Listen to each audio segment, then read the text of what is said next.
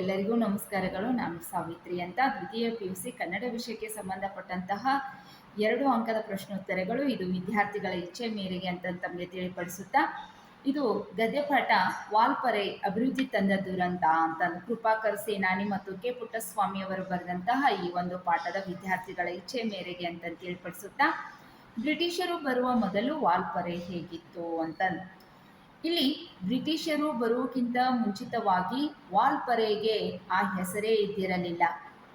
ಗಗನವನ್ನು ಚುಂಬಿಸುವಂತಹ ದಟ್ಟವಾದಂತಹ ಶೋಲಾ ಕಾಡುಗಳು, ಸೂರ್ಯನ ಕಿರಣಗಳು ಭೂಮಿಯನ್ನು ಸ್ಪರ್ಶ ಮಾಡುವಷ್ಟೂ ಕೂಡ ದಟ್ಟವಾದಂತಹ ಕಾಡು ಆಗಿತ್ತು. ನಡುವೆ ಹುಲ್ಲುಗಾವಲುಗಳ ಅನಂತವಾದಂತಹ ಬಯಲು, ಅದರ ಏಕತಾನತೆಗೆ ಮುರಿಯುವಂತಹ ಶೋಲಾ ಕಾಡುಗಳು. ಹೀಗಾಗಿ ಅದನ್ನು ಕಗ್ಗತ್ತಲ ಖಂಡ ಎಂದು ಅದನ್ನು ಕರೀತಾ ಇದ್ರು ಅಂತ. ಇದು ಹೊರಗಿನ ಜನರಿಗೆ ಅಪರಿಚಿತವಾಗಿತ್ತು ಅಂತಂದು ಬರೀರಿ ಮಕ್ಕಳ. ಇನ್ನು ಎರಡನೇ ಪ್ರಶ್ನೆ, ಮಾರ್ಷ್ನನ್ನು ಕಂಡು ಆದಿವಾಸಿಗಳು ಹೇಗೆ ಪ್ರತಿಕ್ರಿಯಿಸಿದರು? ನೋಡಿ, ಅಲ್ಲಿ ಆದಿವಾಸಿಗಳು ಎಂದೂ ನೋಡಿರದಂತಹ ಈ ಕುದುರೆಯ ಸವಾರನಾದಂತಹ ಈ ಮಾರ್ಷ್ನನ್ನು ಕಂಡು, ಆತ ಟೋಪಿಯನ್ನು ಧರಿಸಿದ್ದ, ನಾಜೂಕು ಪೋಷಾಕನ್ನು ಧರಿಸಿದ್ದ. ಈ 2 ವಿಚಿತ್ರಗಳನ್ನು ಅವರು ಒಮ್ಮೆಲೇ ಕಂಡರು.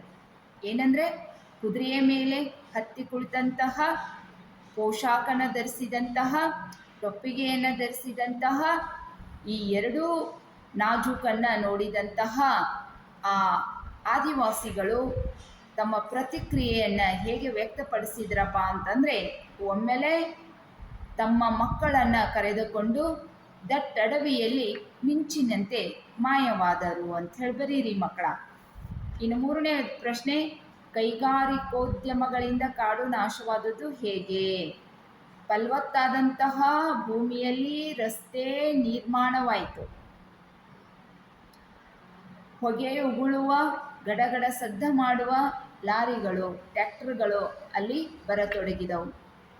ಸರ್ಕಾರದ ಉತ್ತೇಜನಕ್ಕೂ ಸಿಕ್ಕು ಕೈಗಾರಿಕೆಗಳು ಸ್ಥಾಪನೆಯಾಗಿ ದಟ್ಟ ಕಾಡು ಅಲ್ಲಿ ನಾಶವಾಯಿತು ಅಂತ. ಇನ್ನು 4ನೇ ಪ್ರಶ್ನೆ, ಸಿಂಹಬಾಲದ ಕೋತಿಗಳಿಗೆ ಒದಗಿದ ತೊಂದರೆ ಏನು ಅಂತ. ವೃಕ್ಷವಾಸಿಗಳಾದ ಸಿಂಹಬಾಲದ ಕೋತಿಗಳು ಈಗ ಮರದಿಂದ ಮರಕ್ಕೆ ಹಾರುವಂತಿಲ್ಲ.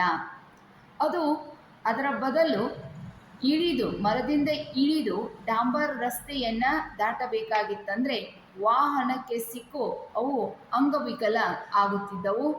ಹೀಗಾಗಿ ಅವುಗಳಿಗೆ ಆಹಾರವನ್ನು ಹುಡ್ಕೊಂತ ಹೋಗುವಂಥ ಸಂದರ್ಭದಲ್ಲಿ ರಸ್ತೆಯಲ್ಲಿ ಅಪಘಾತಕ್ಕೆ ಈಡಾಗುವಂತಹ ಸಂದರ್ಭ ಬಂದೊದಗ್ತಾ ಇತ್ತು.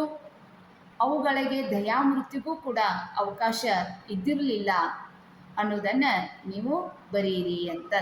ಇಷ್ಟನ್ನು ನೀವು ಬರೆದ್ರೆ 2 ಅಂಕಗಳು ನಿಮಗೆ ಸಿಗ್ತಾ ಇದ್ದಾವೆ. ಮತ್ತೊಂದು ಸತಿ ಕೇಳಿ ಅಂತಂದು. ಎಲ್ಲರಿಗೂ ಒಳ್ಳೆಯದಾಗಲಿ, ಶುಭವಾಗಲಿ. ನಮಸ್ಕಾರಗಳು.